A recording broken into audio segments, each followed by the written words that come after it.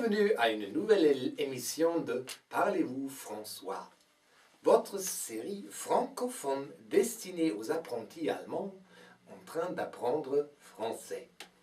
Édition gérée par le ministère fédéral de l'éclaircissement continu d'Allemagne. La question d'aujourd'hui nous vient d'un lycée. Quelques élèves du lycée technologique à Schweinfurt demandent: pourquoi la France ne construit plus la Concorde, l'avion supersonique? Chers élèves, le problème pour lequel on a abandonné les vols à vitesse supersonique, ce n'était pas la technologie révolutionnaire. Le problème, c'était les révolutionnaires eux-mêmes. C'est-à-dire, quelques syndicats hypermotivés dont les idées sont souvent à la vitesse supersonique au-delà de la réalité des gens sur Terre. Un bruit immense et après on ne voit plus rien. Avez-vous, les enfants, déjà entendu parler du principe de l'offre et de la demande? Ces deux facteurs, l'offre et la demande, font bouger notre économie. Concernant la Concorde, l'offre et la demande, beaucoup de gens voulaient voyager avec la Concorde.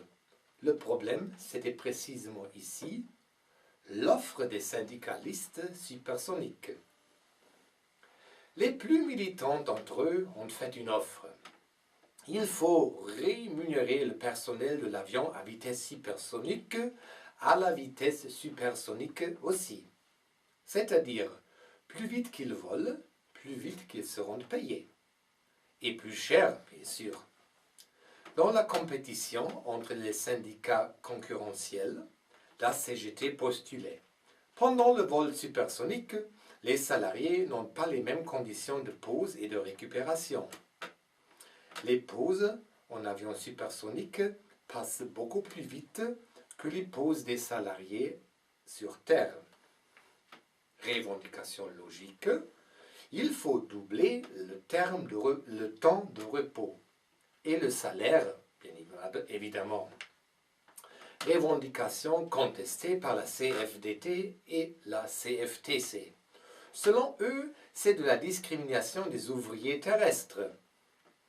La CFEG, ensemble avec la FO, mais contredit par la CGT et en partie par la UNSA, disait: puisque le temps de travail passe plus vite en avion supersonique, la retraite doit être plus proche, à l'âge de 42 ans pour le personnel masculin et à l'âge de 36 ans pour le personnel féminin, à condition qu'elle aurait travaillé pendant 30 ans ayant au moins 3 enfants à charge.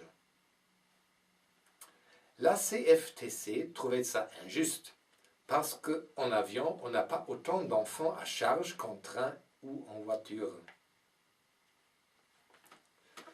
La force ouvrière a souligné le danger élevé.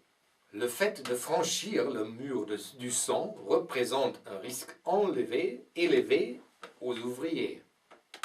Revendication: il faut rajouter une prime pour les risques élevés. Et les hôtesses doivent porter un casque.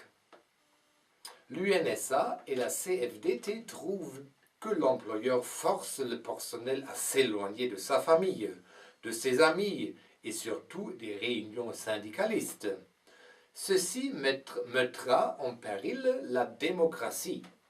Revendication ici: interdiction totale de cet exploit inhumain à la masse salariale en vitesse supersonique après 18 heures. Alternativement, le MEDEF voulait remplacer le personnel par des fonctionnaires. Sauf qu'on n'a jamais vu bouger un fonctionnaire à la vitesse supérieure. Afin de prouver la justesse de leurs revendications, quelques manifestants ont enlevé une Concorde pendant le vol Paris-New York. Les pilotes de l'avion furent enfermés par les ravisseurs dans une cabine. Pour le moment, et 30 ans après, C'est encore la dernière nouvelle de ce vol. Finalement, l'aviation française s'est concentrée sur les vols moins rapides. Une décision bien sage par laquelle la compagnie aérienne a évité une procédure judiciaire longue et lourde.